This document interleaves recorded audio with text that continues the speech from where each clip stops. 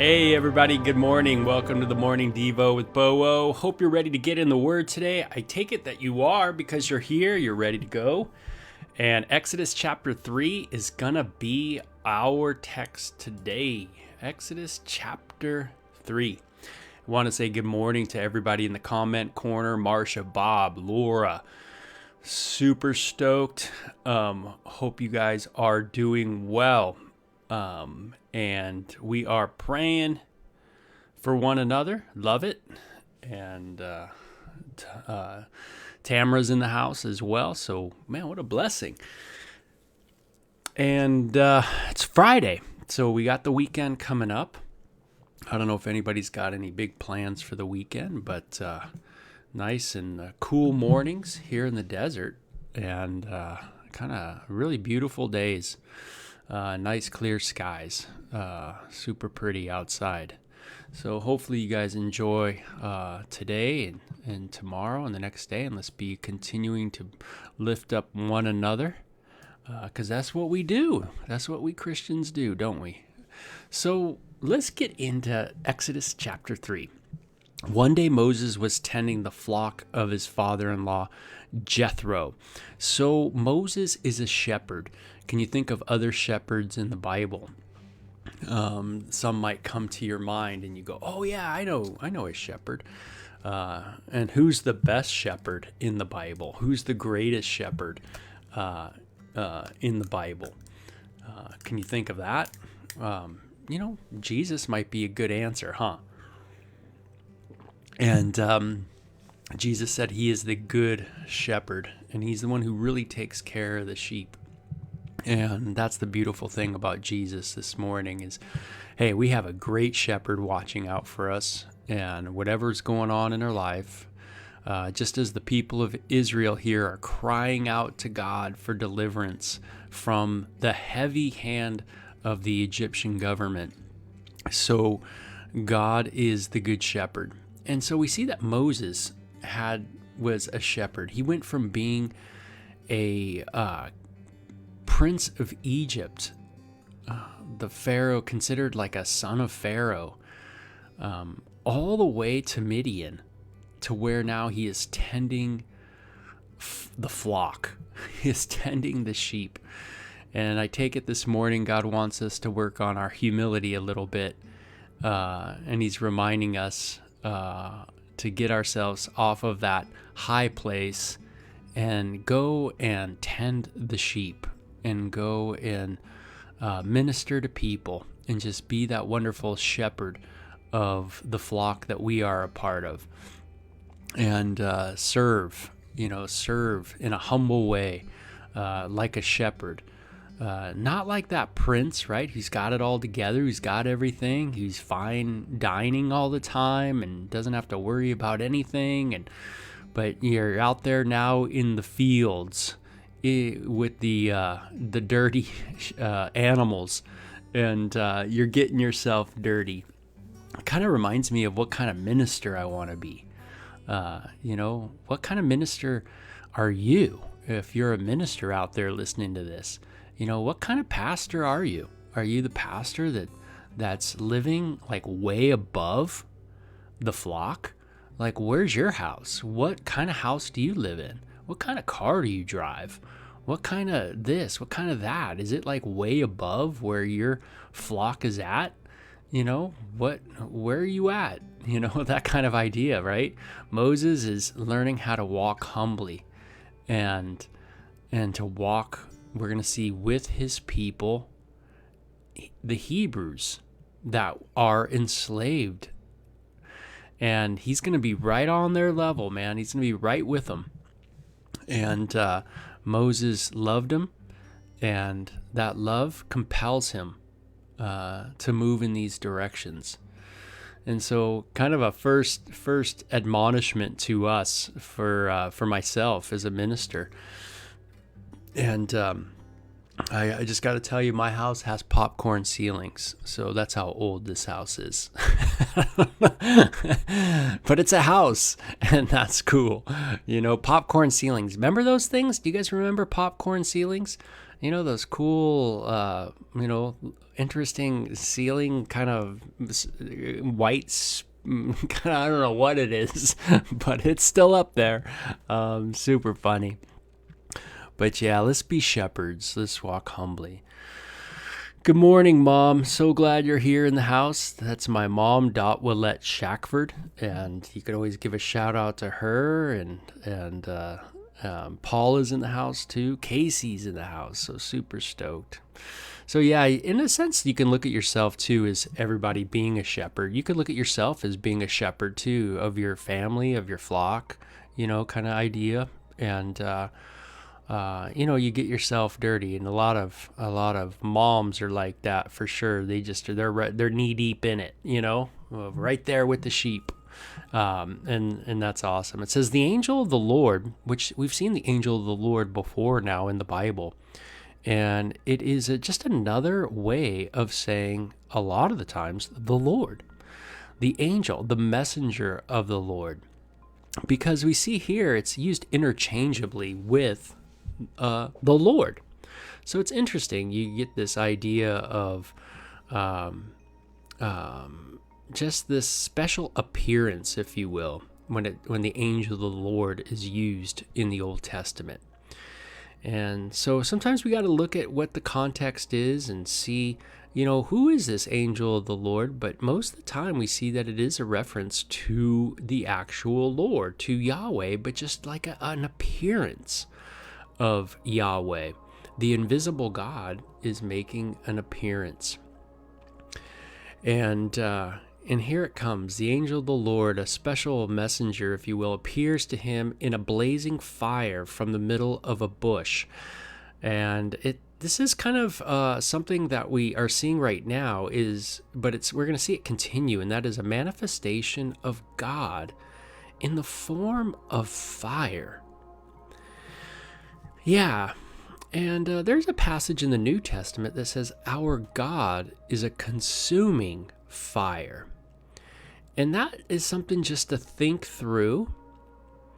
You can even think about fire a little bit and kind of come up with some similarities here, or some, like God is kind of like in fire in this way. But of course, it's not a perfect match in every way. But God seems to appear that when God is around, there is a chemical reaction, if you will, around on this planet that fire is the result. And it is very interesting that this fire is consuming, or is not consuming the bush, but is there in the middle of the bush. And Moses stared in amazement. He was blown away by this, as we would be too.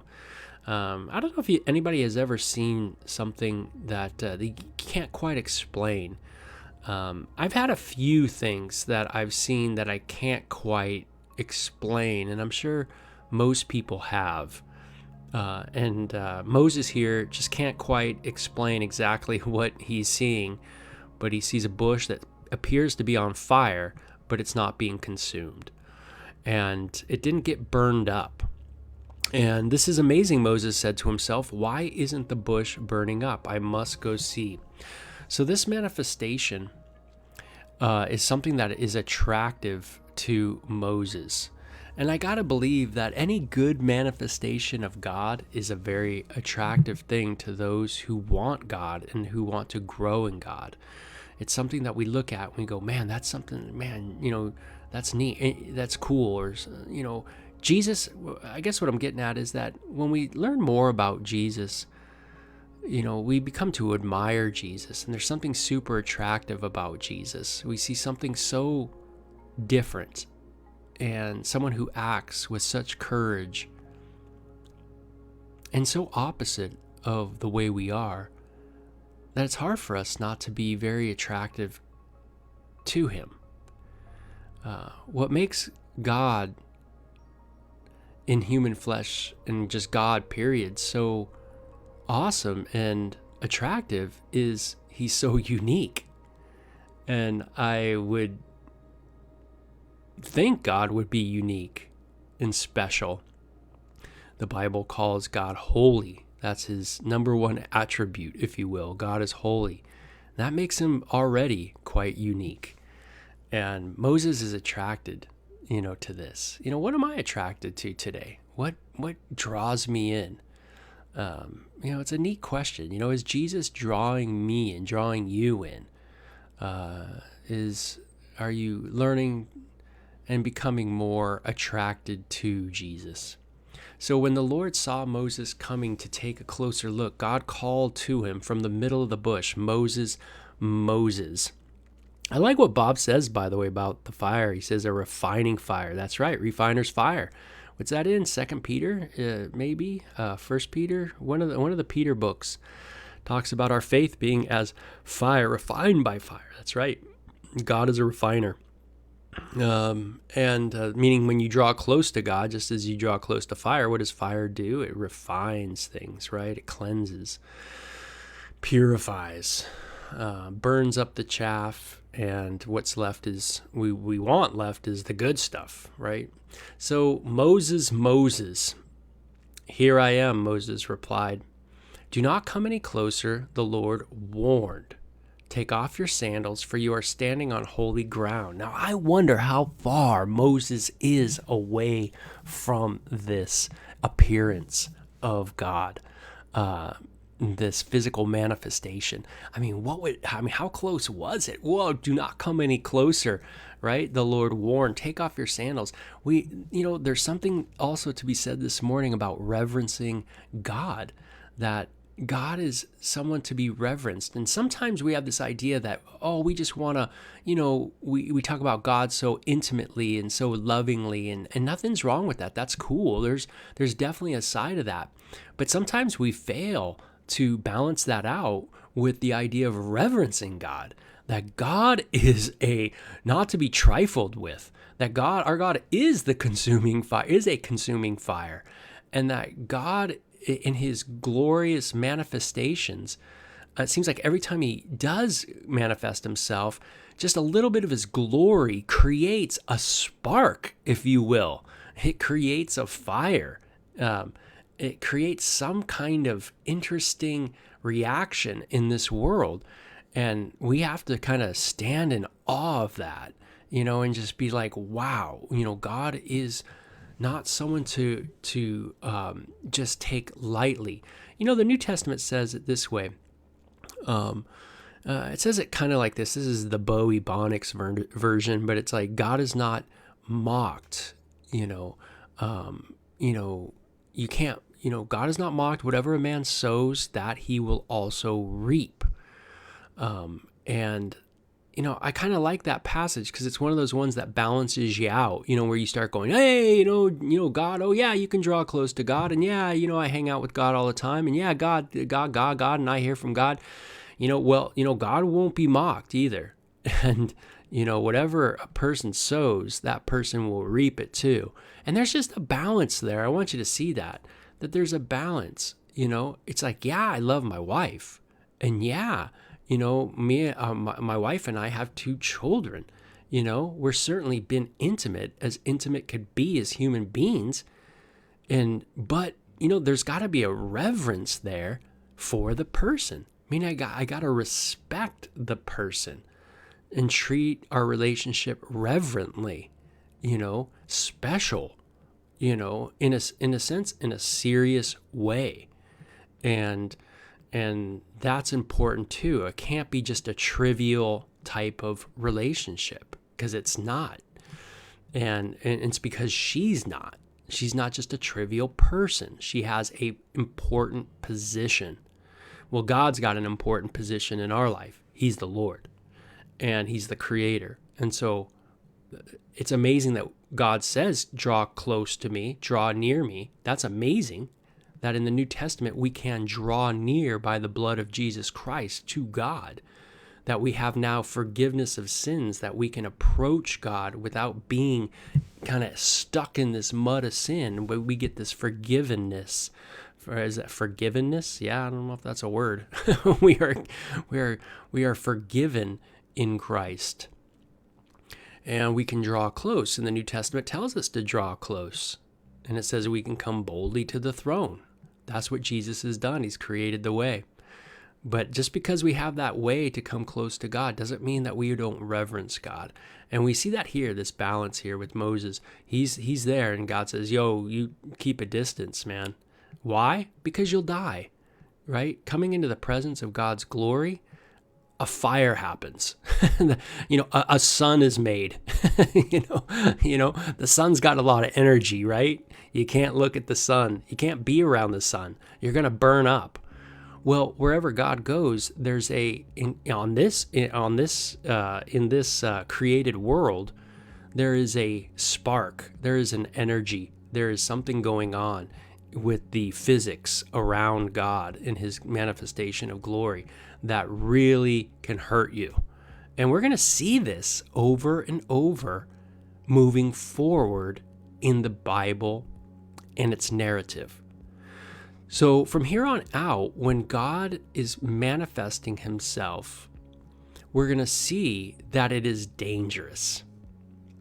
And it is dangerous to human beings. So, hey, something to be aware of, right? But being reverent with God, that's something we could do today. Is God, help me to be reverent, know that you are God and I am not. And help me to respect that relationship that you have with me. And that kind of idea. So Moses says, here I am. Do not come any closer, the Lord warned. And he says, take off your sandals, for I am the God of your father, God of Abraham, God of Isaac, God of Jacob. Remember, Moses is from the tribe of Levi. Jacob his name's changed to Israel. It had those sons. One of them was Levi.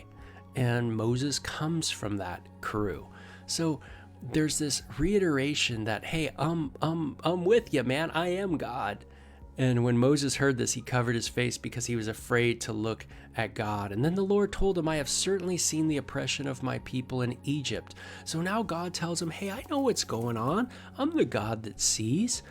Just like the story with Hagar, I shouldn't say story. I like to say the word narrative much better. But when Hagar fled from Sarah, and had Ishmael, remember God appeared to her too and said, hey, I'm the God who sees. And just remember that God knows what you're going through, knowing that he died too, that he suffered as well for you, and he knows what pain's like as well. And always keep focused on that. I have certainly seen the oppression of my people in Egypt. I have heard their cries of distress because of their harsh slave drivers. Yes, I am aware of their suffering. So I have come down to rescue them from the power of the Egyptians and lead them out of Egypt into their own fertile and spacious land.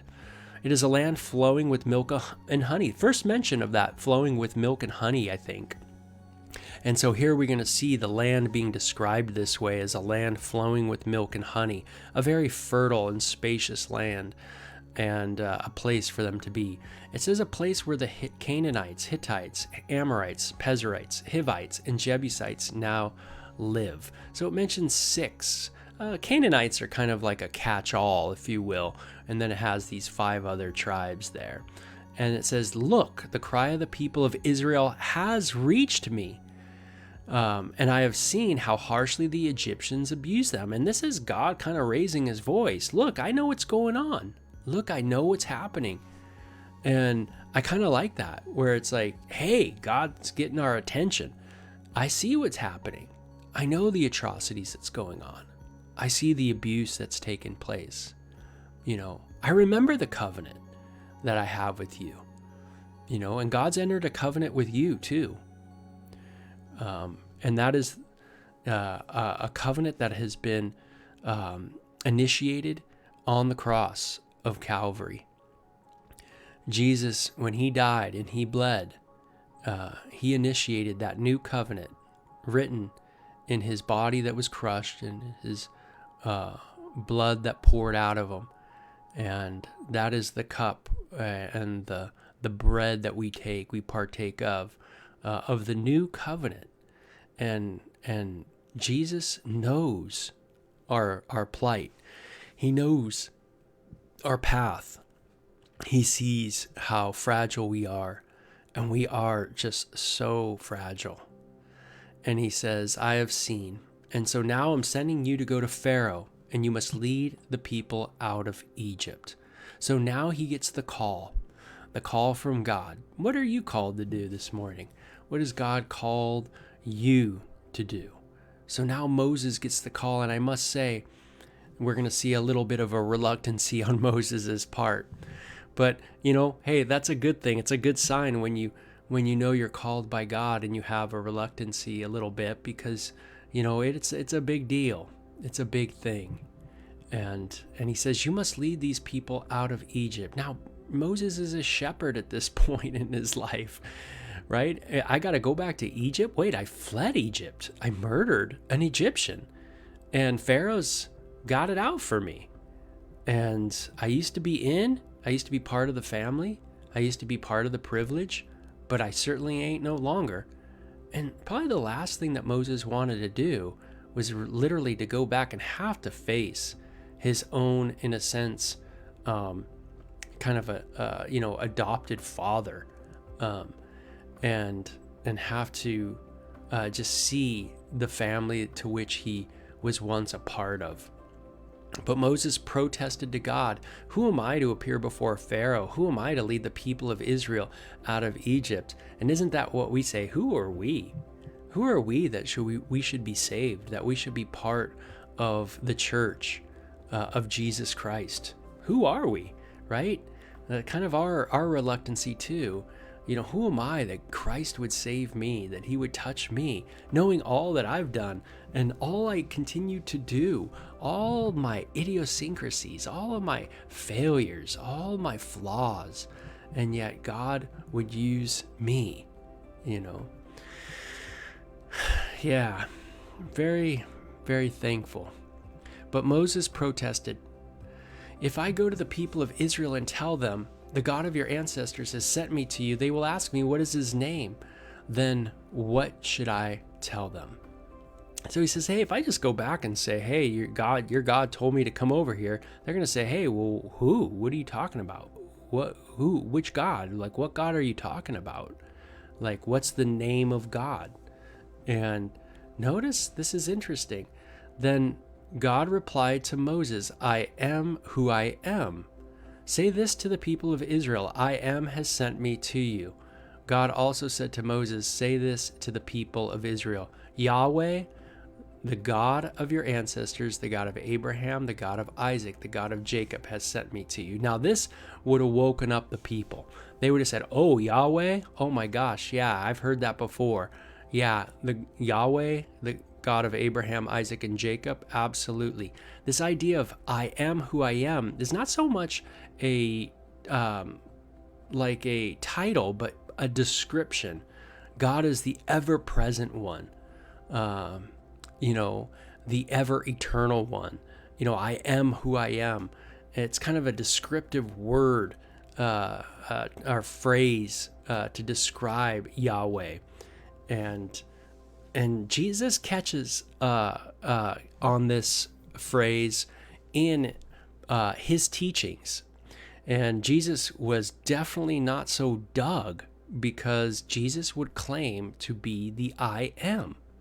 He would always use this phrase, I am. Before Abraham was, Jesus said, even before Abraham was, even before he was born, I am, Jesus would say. I am the all-existing one. I am the one who is yesterday, today, and forever.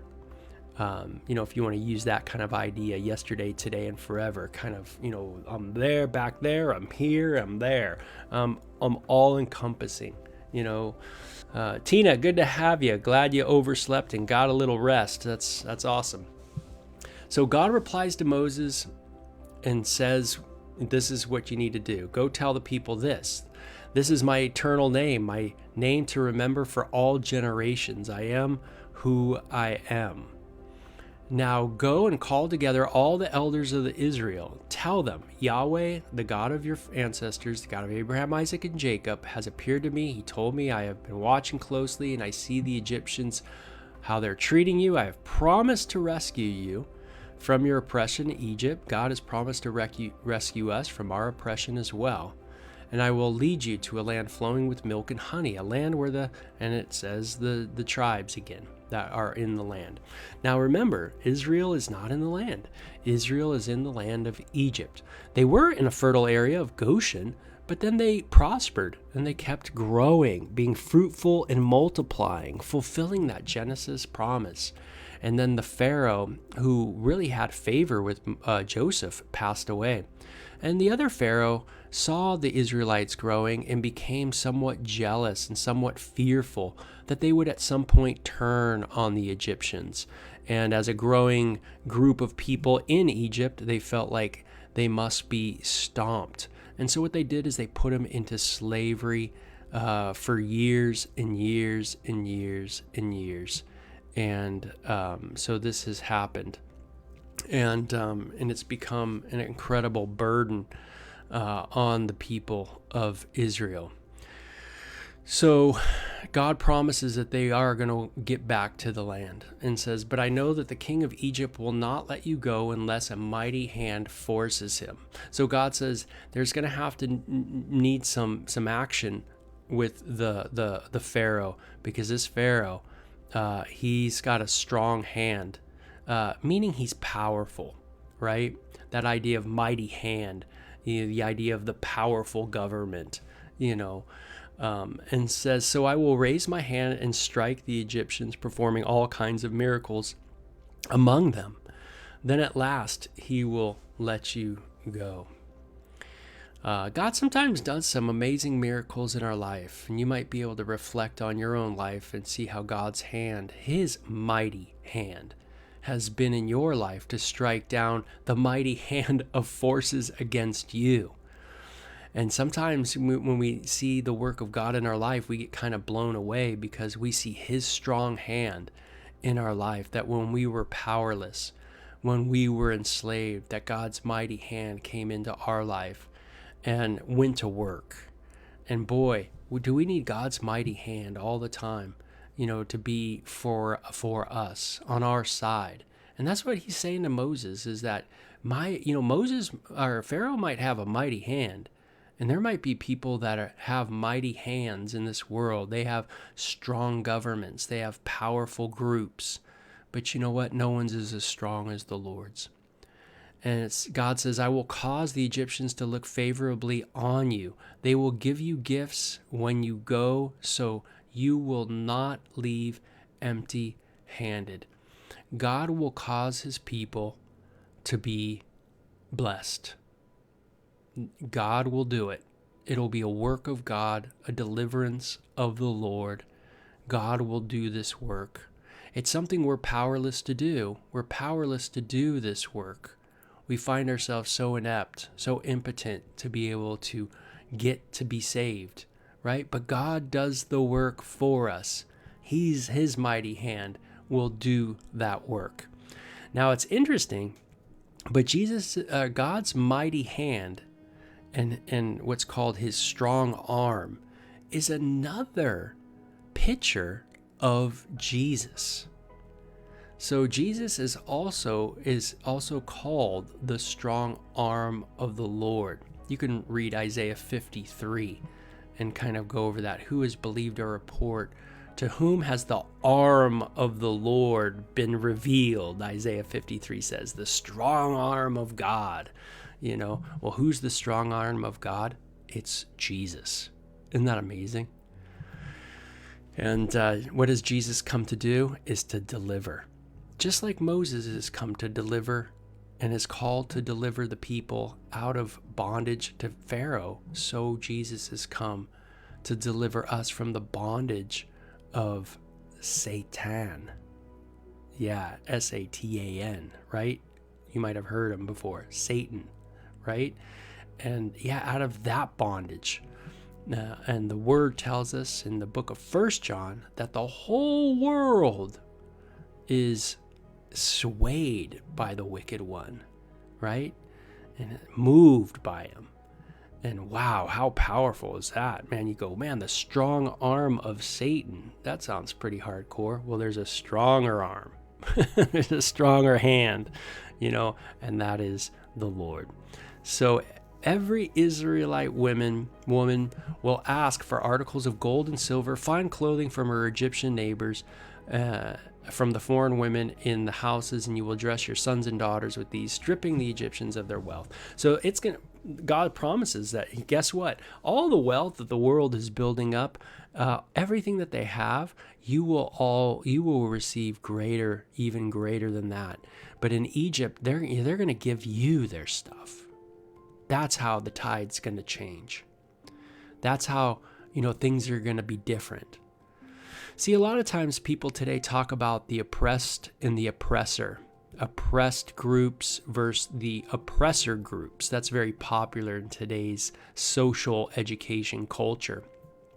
Well, the Bible's been way ahead of the game. Way, way, way ahead of the game. It says that those that are oppressed, that have put their faith in God, will receive the gifts from the oppressor. And it's already talking in that lingo that though you're oppressed now, though you go through the difficulty now in this world, those that oppress you will one day give you their gifts. They'll give you their stuff. They will bless you. And so one day the tide will change. Now you see this all the time in Jesus's stories or narratives or parables. We could say that he talks about the rich man and Lazarus, the prodigal son, these different things where the person that's lowly now receives the wealth, and the one who is wealthy now on the earth will be humbled. And Jesus would talk this way. He who exalts himself will be humbled, but he who humbles himself will be exalted. We need to be people that are at need, understand our need, and we need to walk humbly with God, reverently with God. And in due time, we will be lifted up, right? Humble thyself in the sight of the Lord, and he will lift you up. In due time, that'll happen. And so what a good Devo for us this morning. A lot of great things in here for us. Here God is taking a shepherd and raising him up to be a compassionate person on his people. And he's going to need that compassion. For those of us who know the narrative, Moses is going to need all that. So, Moses, the narrative will continue. And we'll see how Moses reacts to all this. Even though God's promising him all this amazing stuff to happen, that the tide is going to change, we're going to see that Moses is a little bit skeptical of this. So, hey, he's not unlike us, right? So you guys have a great weekend and take care. Stay focused, maybe in Exodus chapter 3 today. Okay, bless you. Bye-bye.